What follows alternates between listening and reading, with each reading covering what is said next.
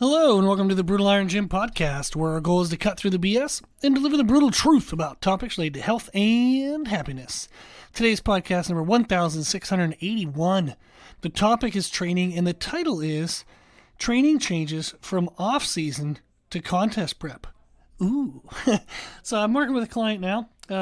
He competed, I think it was like a month or two ago. We had worked together last year, and I got him started on understanding healthy nutrition, making changes, working towards getting leaner. We worked on some training components. We worked together a couple months, but unfortunately ran into some financial constraints. So we had to kind of take a break, and he stuck with what we worked with, kind of made some small tweaks and changes along the way.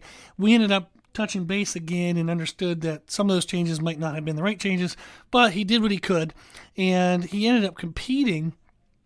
And he did well. He looked very good for a first time. The typical feedback you would get from any judge in first time would be is you could probably get a little bit leaner, try to keep a little bit bigger muscles. Very normal stuff. But he was good balance, good also improve posing, practice, work on that. So he did his first show. He got his feet wet, really loved it. Better place financially, so we're going to start working together again, which is awesome. He asked me what I would do different based on what he did in regards to how he kind of got ready for the show. And in general, what I want to touch on today's podcast is what we would do with training. In the off season, when you're trying to build muscle, and in that sense, you're kind of competing with calories, is when you train, you burn calories. But you have to eat excessive calories, so there's caloric energy to go towards the process of building muscle tissue. So you have to train, which burns calories. But you don't want to train too much and burn too many calories that you can't then out-eat those calories burned in order to get maximal growth. So they're kind of working against each other. You have to eat a lot, but you don't want to train too much because then you have to eat even more, and they kind of chase each other down. In the off season, when you're trying to build muscle tissue, you want to have the lowest volume in your training and the highest weight loads that allow for progress. That's going to be a little bit different for everyone. Unfortunately, I can't just, tell you the numbers. But if you're looking for muscle growth, we actually do have a really good podcast that will help give you at least the basic parameters. Is we have, let me see here, Programming for Greatest Muscle Growth, which is podcast 1437. It's a training podcast titled Programming for Greatest Muscle Growth. If you want to check that out, you can find all of our podcasts on our website, www.brutalirongym.com. On that podcast player we have, it goes back 300 episodes, and then also has directions on how to find older episodes. But you can go back and listen to podcast 1437. For example, it tells you the proper number of sets, like working sets you should have per week per muscle group. It tells you the right number of repetitions per set, equaling the time and attention that's best for what result you want. It goes through and gives you all those numbers. So I'm not going to do that in today's podcast because it would take the 20-30 minutes it took to make that podcast. So listen to that podcast, 1437. What you'll find is that within all the numbers that it gives you, there are ranges. Some people need to be at the top of the range. Some people need to be at the bottom of the range. It's all independent. Individually dependent, I guess would be a way of saying it. Go listen to that podcast, learn what the numbers are, and then play within those numbers. But what you want to do is in the off season, you find the lowest volume with the highest weight loads that allow you to make progress. And then going into contest prep, you then want to slowly increase the volume because it's going to allow you to burn more calories. So therefore you don't have to eat as less of calories. We know fat loss comes from, greater calories out than calories in, right? So you either have to move more or eat less.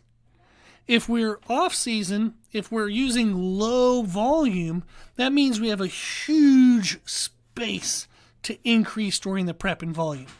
If we're already maxed out at volume, we're already working out 2 hours a day, 6 days a week, where the hell do you go from there, right?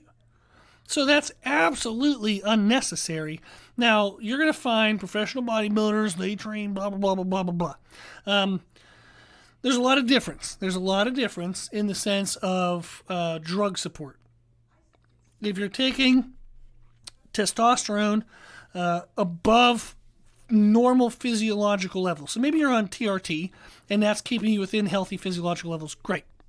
But professional bodybuilders take a hell of a lot more than that.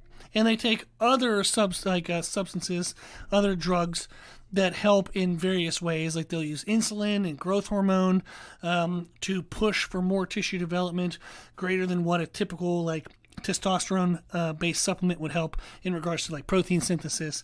There's a lot of other drugs that people use for a lot of other purposes. They also take other things to help keep body fat down. There's just a lot of nuances of drugs. So if you're not on drugs, or you're taking like a base cycle, maybe you're taking some testosterone and like another base element, but it's small doses, small amounts. You're not going to get away with being in the gym 2 hours a day, 5-6 days a week. And then also, it's just it's hell trying to out-eat that. So if you notice, professional bodybuilders, all they do all damn day is eat food. That's the worst part of being a professional bodybuilder, is how much damn food you have to eat all the time. They love being in the gym. Of course, that's their world. That's what they love to do. They are not super duper fans of having to eat all damn day, all the damn time. That's kind of the hardest part, is how much you have to eat and how little of anything else you get to do because you're eating so damn much all the damn time. So if we want to balance building muscle tissue in the off season, but still having a job, still having other relationships and other demands on us, is it just makes it easier for us to train with the lowest volume needed. So I need the lowest amount of food needed to grow.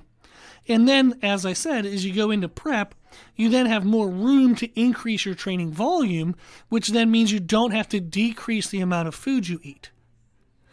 I have actually helped people from 20 weeks out to the day they got on stage. The day before they got on stage. We didn't reduce their calories at all. We just slowly increased their volume, whether that was through weighted resistance training or cardiovascular training. We increased their volume. They never had to decrease their food. They got on stage, six-pack abs, veins everywhere, looked amazing. So if you set this up correctly, you actually don't even have to do any food reduction or a very moderate food reduction. You don't have to get to like super starvation mode. So in the off season, if you set your prep up correctly in the off season, lowest volume, highest weight loads needed to make progress, you then have an amazing amount of space to work with training-wise going into prep. So the first thing you do is you slowly start increasing your volume.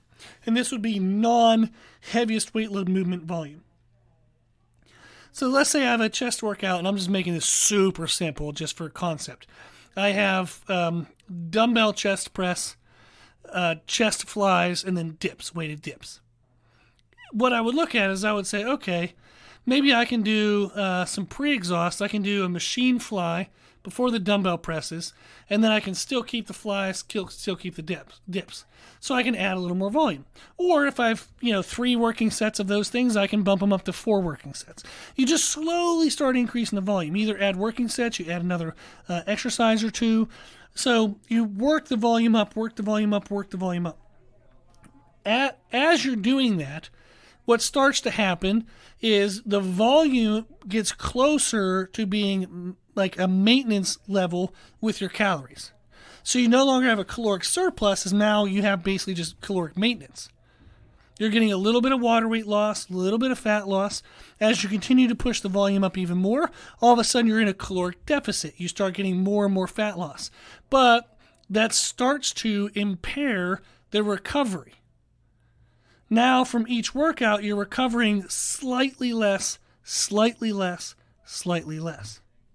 You start to get accumulation of unmet muscle recovery and unmet joint stress recovery. So therefore, as you continue to push the body into more of a deficit, you have to be careful of the weight load capacity of the increased volume. You have to increase volume through lower and lower intensity movements. So you start taking, instead of compound movements like tricep dips, maybe I'm going to move to tricep press downs. And you say, well, I'm going to lose a little bit of the chest. Well, then chest flies and tricep press downs. A machine chest fly and cable tricep press downs is a lot less stressful on the joints than weighted dips. Think of the wrists alone, the joints of the wrists, how miserable they are for weighted dips compared to like machine chest flies and cable tricep press downs. Super friendly on the wrist, right? So you start making changes with exercise selection to allow for a continuation of increased volume to continue the caloric deficit, but with joint-friendly exercise selections. By making these changes, you're pushing the body further into caloric deficit, even without changing the calories yet. You've only been pushing volume, but in a joint-friendly way, so you're creating more of a caloric deficit for more fat loss, but you haven't had to eat anything less. Isn't that freaking awesome? This is the process. If you set your off-season up correctly, during prep, you get to eat as much food as possible, and you just slowly increase your volume. As your recovery becomes limited by getting further into caloric deficit, you decrease the volume of the heaviest weight loads, but you don't get rid of them just yet. So maybe you do, a top effort set of barbell squats. Maybe you do 5 sets every week for barbell squats. Well, as you get further into prep, you might need to back off and do 3 top sets, then 2 back down sets. As you get further into prep, maybe it's just 1 top set, 3 or 4 back down sets. So you slowly decrease the number of working sets of the heaviest weight loads, but you don't get rid of the heaviest weight loads because they are in part contributing towards muscle retention. If you get rid of heavy weights too fast, too early in the contest prep, you start to lose muscle density and muscle tissue because the demand for the density in tissue has lessened. And there's less caloric support for that tissue. So the faster the body feels like it isn't necessary, the faster it'll get rid of it. So these components are very helpful and very important to know. So that way you can make changes in your programming, actually before you even start the prep. You can have your off-season correct. And then as you get into the prep, you actually have the right idea, the right steps to take with how to modify your programming, so that way you can retain the most amount of muscle, you can eat the most amount of food, but still have great fat loss and look amazing on stage. What I wanted to kind of give, other than that rant, and just to give awareness to that stuff, is I want to provide 3 common programming changes people can make from off-season to contest prep. This is just basic, touching on some big things, but it's going to give you some place to start. The way in which you structure your working sets. In the off-season, it's more common to use straight sets. What that means, I'm going to do leg press. I'm going to do 3 sets of, 12 to 16 reps.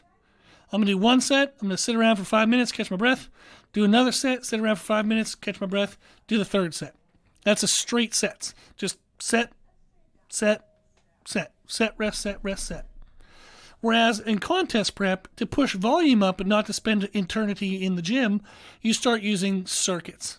Like supersets, circuits, giant sets. So now maybe I'll do the leg press followed by bodyweight walking lunges. Woof! Going to burn a lot more calories. But it's a very simple addition, simple change. So in the off season, you use straight sets for working sets. In contest prep, you start to use supersets, circuits, giant sets. You start to pair exercises back to back. So it's set 1 of exercise 1, set 1 of exercise 2, then a rest. So set, rest. Set, rest, set. The other thing you can look for is the intensity techniques that you use. In the off season, you want to use intensity techniques that maintain the heaviest weight load possible as you push further into fatigue. An example of that would be rest pause. So let's say, let's do leg press just for simplicity. You're like, okay, in the off season, I want to push my body. Let's say that there's normally a weight that I could do for 10 to 14 reps. I'm going to crank out 14. I'm going to rest the machine. I'm going to just kind of rest pause. I'm going to rack the machine. I'm at 14 reps. I'm going to take 10 deep breaths. So maybe only a 30-second rest. I'm going to unrack the weight, see if I can get the remaining 6, and all of a sudden I get 20 reps with that weight that I typically would only get 14. Maybe I only get 4, and I have to rest the machine again, maybe take 15 seconds, and I get the final 2 reps.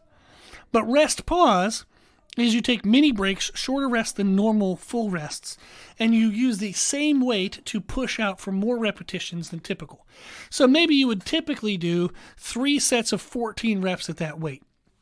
Okay, so you would do 3 sets of 14 reps at that weight.